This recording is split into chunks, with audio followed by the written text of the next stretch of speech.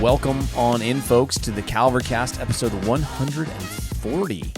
Coming at you today. We are the podcast where the greatest minds have the greatest discussions. New tagline. I am one of the greatest minds, Graham.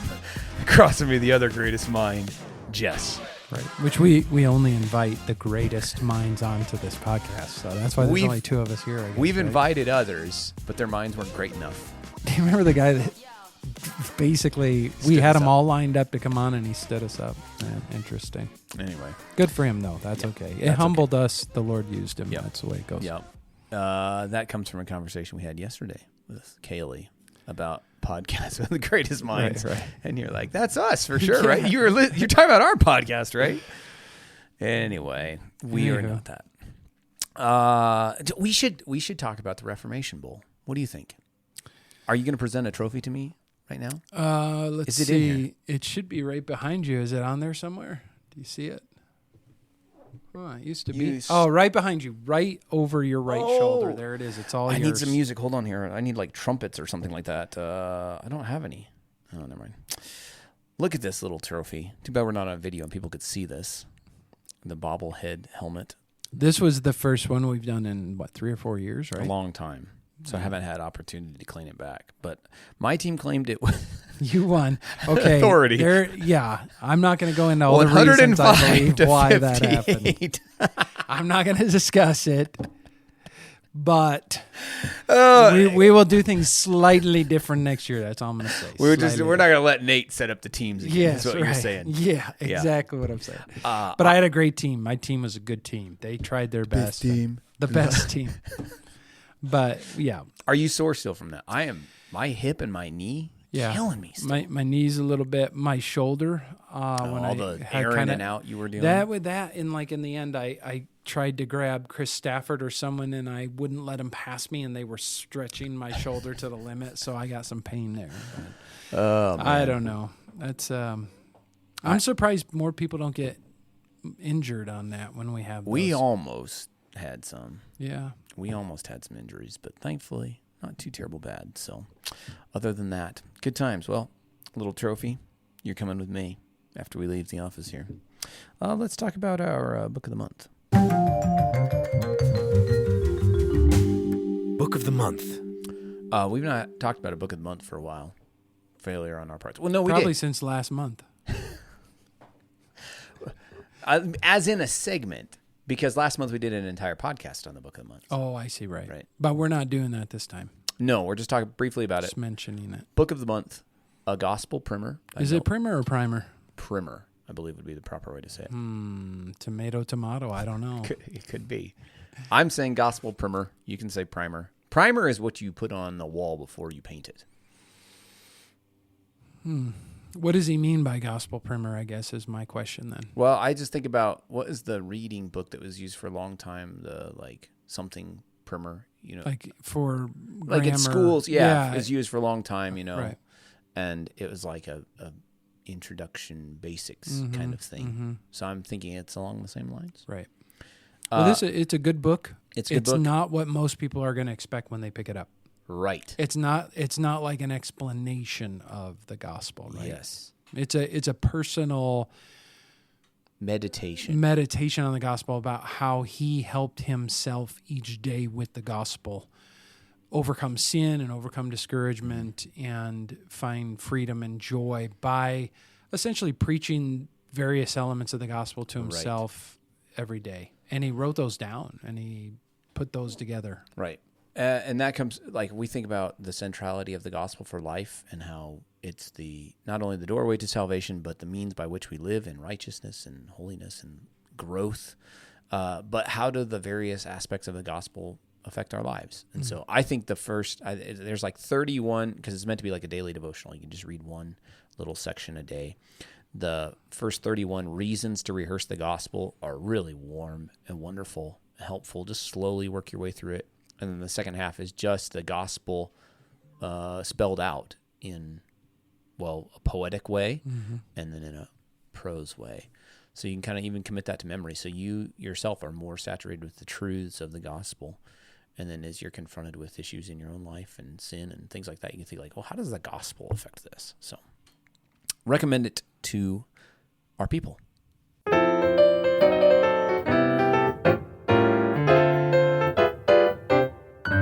Topic of the day. Topic of the day, and you've probably seen it in the title, and we're specifically choosing a little bit clickbaity title. Can a Christian vote for Donald J. Trump?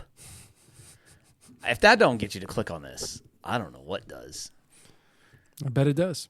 I mean, maybe it could have been reasons to vote for Kamala or something like that, or I don't know. That would have been a short podcast. Anyway, we've taken 5.5 minutes to get to this point, so people are probably tired of it. But that's okay. We're going to make them wait to the end.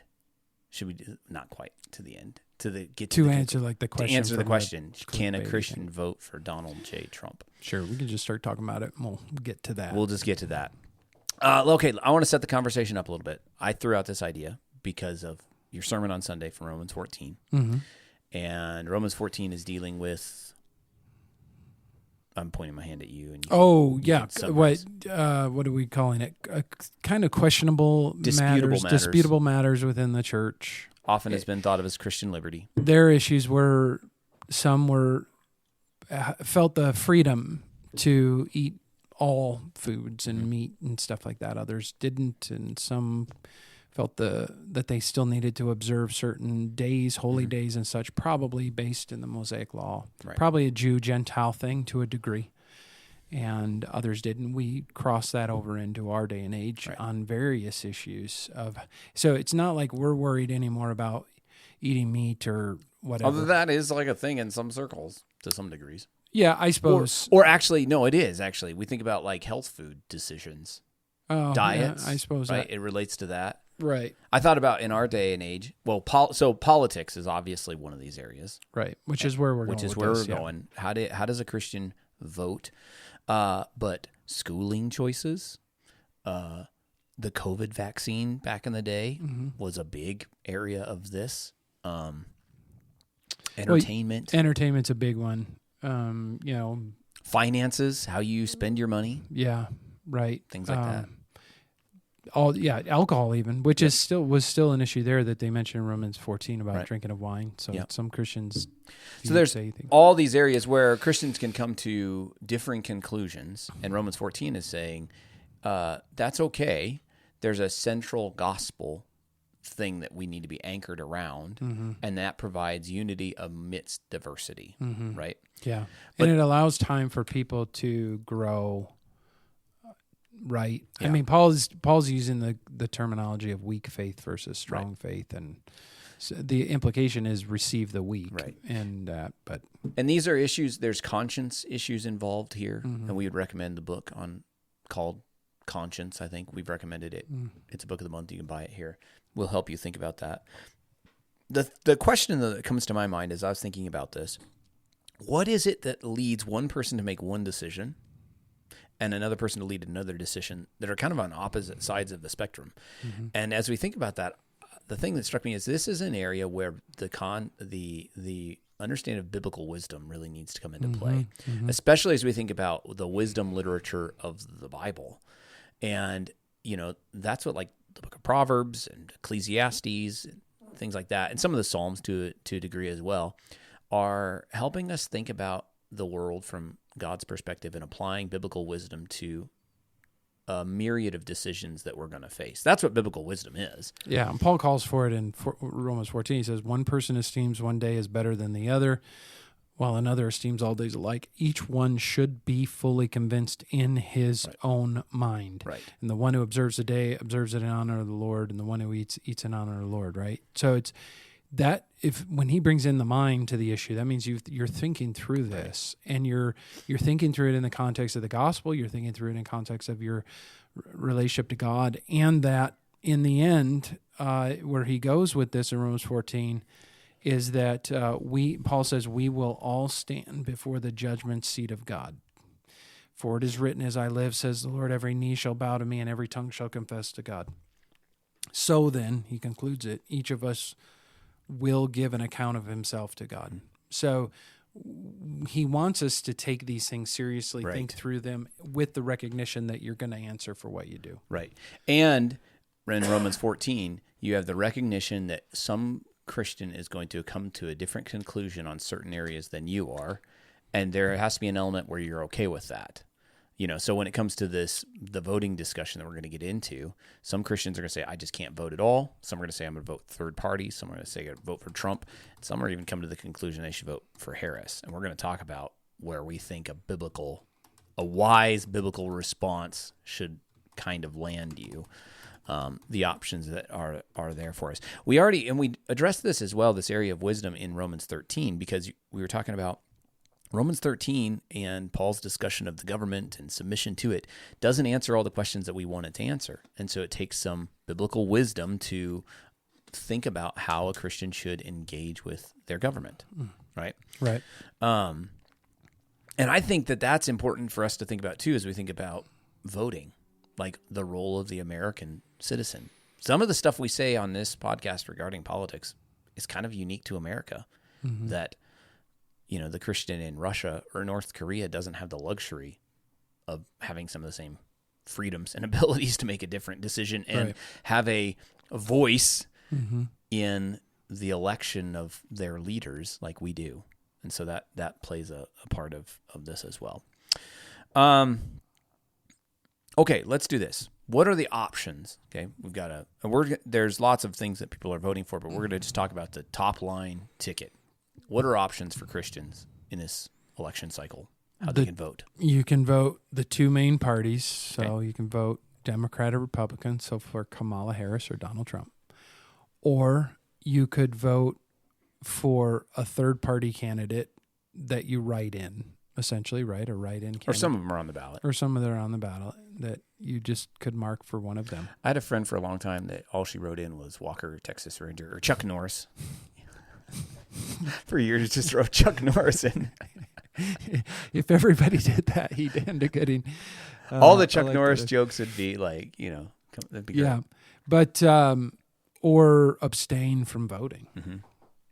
And I would imagine that there's people kind of all over that spectrum.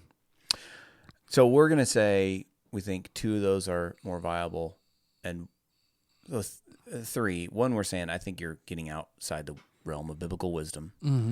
One would seem like maybe a foolish, not wisest decision. Then two are more wise. Okay, I'm going to ask this question, and I've been trying to think a little bit about this because I think it informs it to some degree. What are we doing? And you think about our form of government, what are we doing with our vote? When you're voting, what are you doing? And people, I think, will come to differing conclusions about this as well. But the conclusion I think you come to here will partly inform how you vote. Well, you're participating in the process of choosing, who your national leader will be, who your president will be. And then, of course, there's other more minor election things going on. But, that's... I guess when we think about it, we think about being a citizen of the United States comes with the privilege of being able to have a vote, a voice, into the political process of how we choose our leadership, who's going to represent us, and that type of thing. Yeah. How do you think about it? Well, so I was thinking about what, and sometimes we say, well, with my vote, am I endorsing a candidate that everything a candidate says or does? Possibly. I think with a vote, we're expressing an opinion, right? I'm for this thing or against this thing to a degree. I think with our vote, we're seeking the good of our state and our country, our city, right? We think this is the best thing potentially out of a number of options for the place where we live. I think you could also be trying to stop something from happening by your vote. I think those are all things that are it. I think what's interesting, though, is we have a two-party system, not constitutionally mandated, but essentially structured that way. And it is fascinating to think about the electoral college system for the presidency. Doesn't allow for a third party really to function. And the founders designed it that way. This is not entirely part of the podcast, but I think it's important to think about that. And the reason is because then the minority can't rule the majority. Right. And, the founders were concerned about tyranny and different things like that. And so that's why we have the form of government. So the problem, though, and this is where I'm at, the problem is, though, when no major party really represents the things that you really care about the most, what do you do? And I hope a lot of Christians are kind of feeling some of that tug, especially around the issue of life, and the abortion issue, somewhat being abandoned by the Republicans on that issue. And then, of course, the Democrats that is the thing they are most for, is the ability to kill your child at any time. So, yeah, I'm not giving a big answer there, but I think people need to wrestle through that question. What are we doing with our vote? Right. And that's where, like, in my own personal, and some of this isn't, that we're talking about is just opinion in a lot of ways. Because it's like, it's not, I can't command anybody else to think about this the way I do. But I think that there's something to be said for the concept of, what I always like to say with this is, you're voting, I vote realistically and directionally. So I wrote realistically in the fact that I acknowledge it's a two-party system.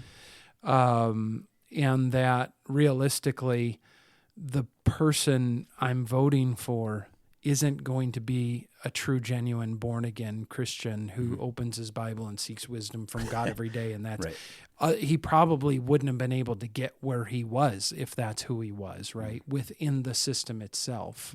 We all talk about politicians and how they have to compromise even, we would probably think even morally, ethically, to do that. But anyway, in politics is largely the art of negotiation and compromise. Right, which can be good, but on the other hand, it can also be bad in that. So anyway, you vote with that realistic expectation of what you have to work with, and then I think it's to the point where you're just like, okay, who's going to head more in the direction or keep things in the right direction in certain areas that really matter to me, like abortion and the LGBTQ plus, but also the Romans 13 issues of law and order and a right view of criminal justice, and protection of the nation and protection of the church to be able to be the church. So I'm thinking in those types of categories, I'm thinking which one of these two in a two-party system is going to move us or keep us in from going completely in the wrong direction. And to me, that choice is clear now. It's the Republican Party and in this case, Donald Trump, as opposed to Kamala Harris, who is in the complete opposite direction of all of those things I mentioned. So, and I think as I think through these issues, and we've had lots of conversations around the office, that's partly why we're doing this podcast. But I think about principally, I think as a principled political conservative, I think I want to line up most in that sphere. And I look at what I think, many of the things that I would hold have been abandoned, I think, by both parties. And so I feel like sometimes lost and isolated. And so then I'm wrestling with this, well, do you vote as a protest vote, right? To say to, especially the Republican Party, hey, you've abandoned my thing and you have to work to earn it back. Or do I say, the things that I value most, like you were saying, I want to move in this direction, and here's the vehicle. It's got 4 flat tires and no doors and no seat belts, but it's the best vehicle to get me back to where I want to go. And do I vote in that way? And again, this is where I think it takes wisdom and discernment and thought and prayer. But it does take that. Christians should be wise. They should think through these things in these ways, wrestling with it. And then make a decision. Yeah, and we also got to think of the fact that our actions will have consequences. So if Donald Trump doesn't win and Kamala Harris does, that's going to have consequences. Which is why we care about elections. Our nation, our life, everything. Right. And we also recognize one of those two will win and one of those two will lose. So I think that it depends on how bad you think the consequences are going to be. That is part of it. Because if there are many out there right now talking about irreparable consequences. So you get Kamala in there for 4 or 8 years, and some of the things they want to do and talk about and promote. Can you do a U-turn in 8 years when to recover from that? Like if we did some kind of the principled. Right, the voting purely. What did you say it was? Not punitive, but like you're it's a making protest. a protest vote. Right. Can we recover from what would happen? If and and I think that's where a person has to evaluate those things, right? You go like, hey, I know that the consequences of me voting this way might mean this outcome, and I'm willing to accept that. I did that in 2016, voted that way. Every election people talk about is, like we may not be able to recover from this. So I don't know if that's always the best argument, but it is true. It has consequences, and it seems like we are moving progressively as a nation further and further. Right. Each election cycle, the left gets more radical. It gets more radical. Yeah. So that needs to be something that's thought through, and but are we going to answer the question, can you vote for Donald Trump? Because I want to talk about that for a minute. Let's answer that question. And we'll ask the question, can a Christian vote for Kamala and the Democrats? Because I would say that, yes, you can vote for Donald Trump. I think that we need to think through why we're voting for Donald Trump. In other words,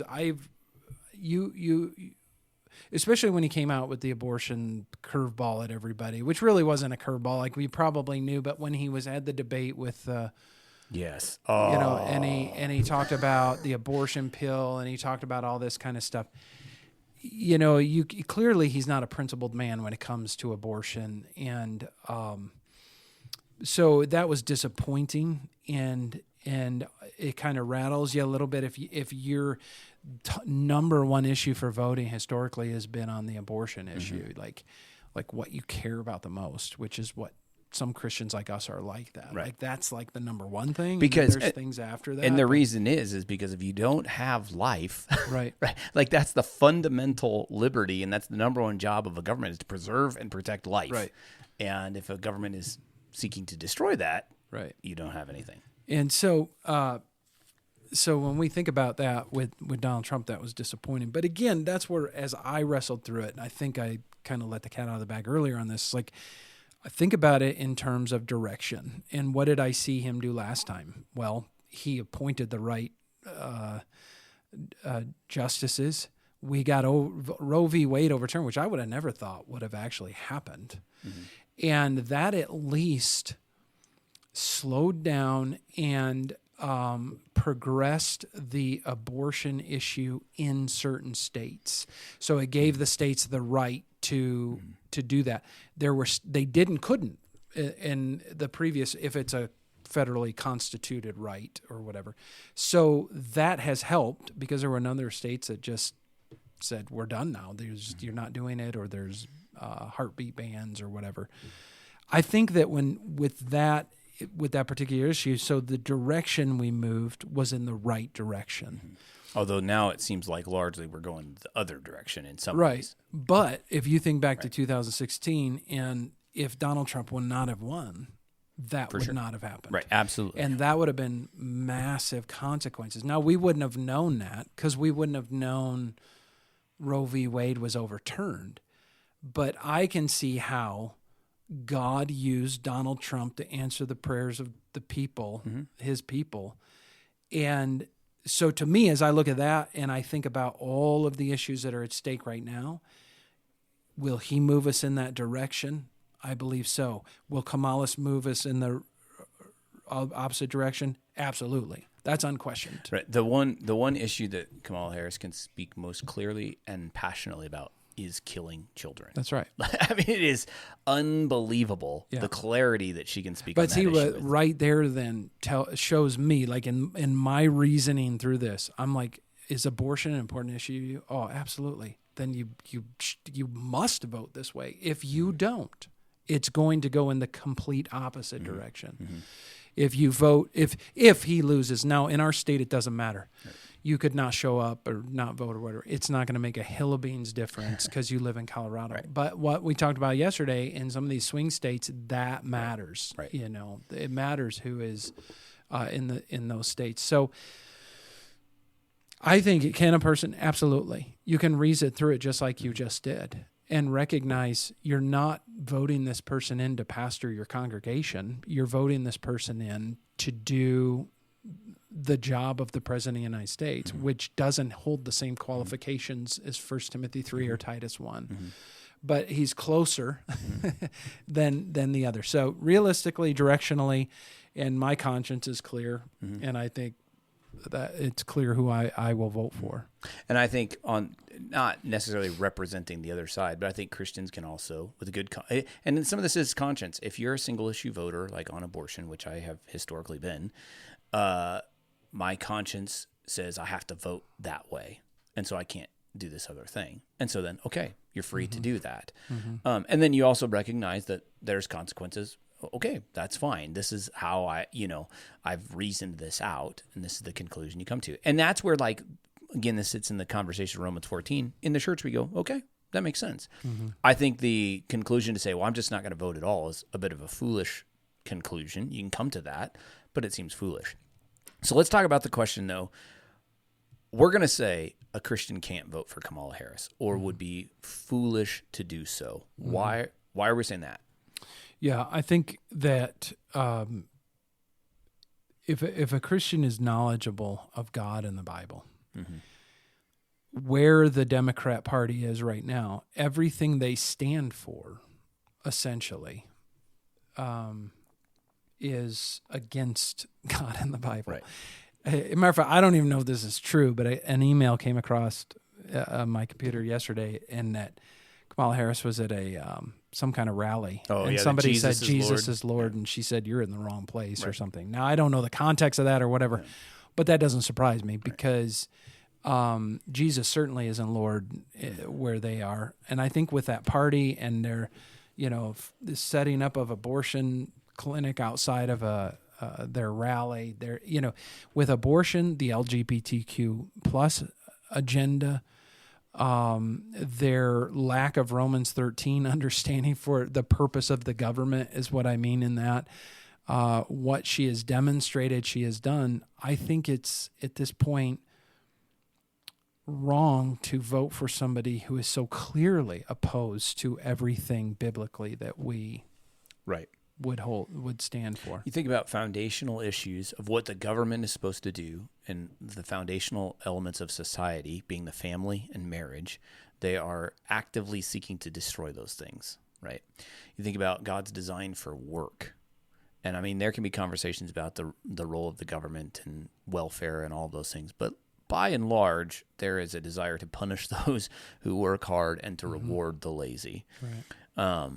There is, like the LGBTQ plus stuff, the celebrating murder, all of those things. I don't see how a Christian can justify that. Now, one thing we were talking about, so a Christian, I think, could be ill-informed on some of the issues. So this is where, like, you should be informed about the issues.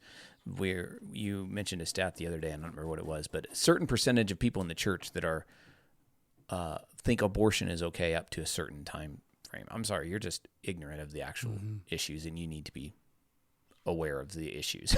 Right. But a Christian could say, well, I'm going to vote for Kamala because of the healthcare thing. Okay, I think that's foolish. But a Christian is transgressing from foolish into sin when they are saying, I'm voting for Kamala because she supports abortion and LGBTQ rights, for an example, right? Now you're actively supporting a candidate because of the sinful anti-God, anti-Bible positions they hold. You can't be a Christian and do that, right? Right.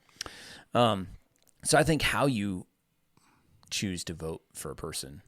Same thing, I think if a Christian is supporting Donald Trump because, his views on abortion, I don't think that's right either. You shouldn't justify that. Yeah. I think we've talked about this on the podcast before, like, because I made a comment about Christians should not vote for Democrats. Yeah, from the pulpit. Yeah. And but I'm saying the same thing. I'm saying it now, but I just, we had determined that I won't say that necessarily in the same way.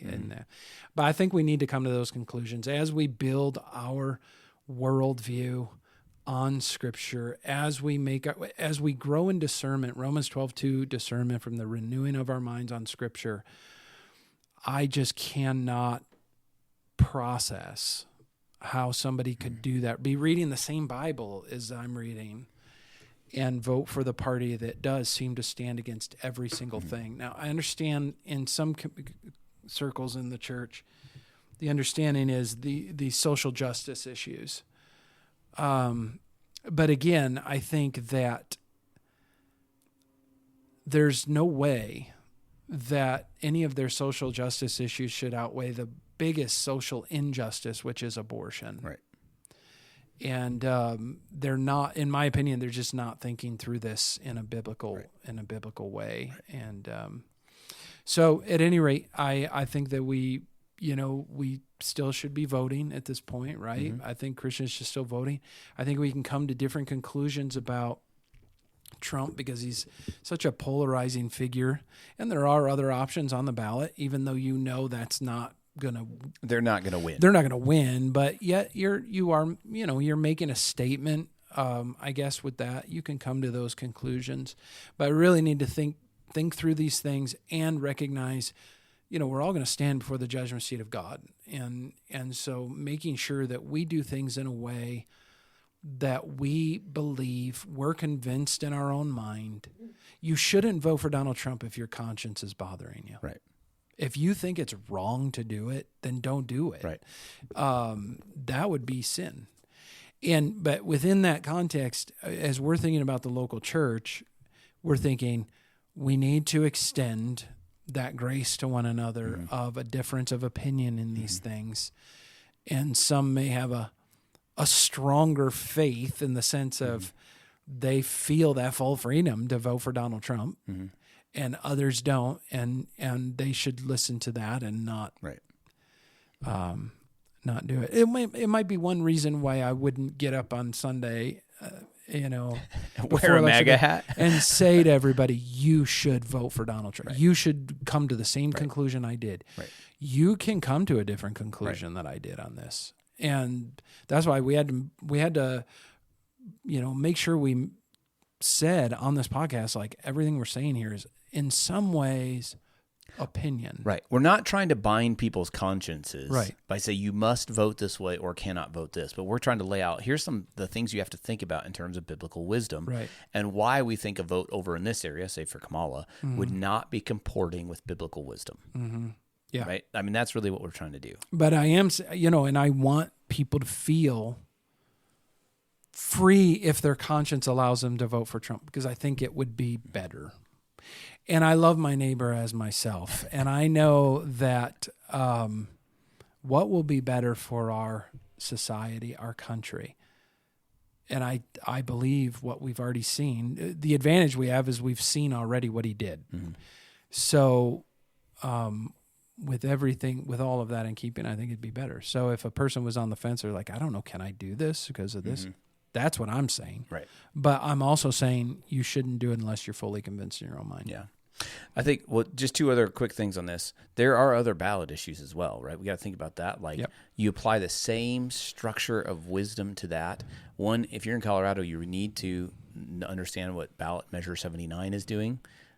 Colorado is the most, and we've had Jamie on from the Pregnancy Center, most liberal abortion laws in the world, and this would make it even more liberal, if possible, enshrining it in the state constitution, allowing the state to pay for abortions, making it so abortionists don't have to notify parent guardians when minors want to have an abortion. Is it like we're making heinous laws more heinous? Mm-hmm. So Christians don't fall for the doopy ads that are being run around. I think we need to land here though, because we asked the question. So a lot of us, we can get wrapped up in the political scene. It's all over right now. People are knocking on your doors. You're getting commercials endlessly. I'm ready for it to be done. But we can lose sight of things pretty quickly, and we think that politics is the end goal. I want to read Psalm 146, verses 3 through 7. Put not your trust in princes, in a son of man in whom there is no salvation. When his breath departs, he returns to the earth, and on that very day his plans perish. Blessed is he whose help is the God of Jacob, whose hope is in the Lord his God, who made heaven and earth, the sea and all that is in them, who keeps faith forever, who executes justice for the oppressed, who gives food to the hungry. Like, as Christians, we do believe that God is sovereign, and we do entrust ourselves to him, whether Trump is president or Kamala's president or Joe Biden's president. Doesn't matter. We entrust ourselves to a sovereign God. And so we just recognize that politics are just a tool, and it doesn't provide us lasting hope and meaning in this life. Amen. All right. Well, we thank you for listening to the podcast, and we hope that this conversation has been helpful to you. We always love hearing from our listeners. So if you want to give us comments or feedback on this, I'm sure that it's created some questions in your mind as we've discussed these things. You can always send those to us at thecalvarycast@gmail.com, or if you're part of our church, you can just come up and talk to us, give us a call, send us a text. You can follow us online. We are on Instagram and X at The Calvary Cast.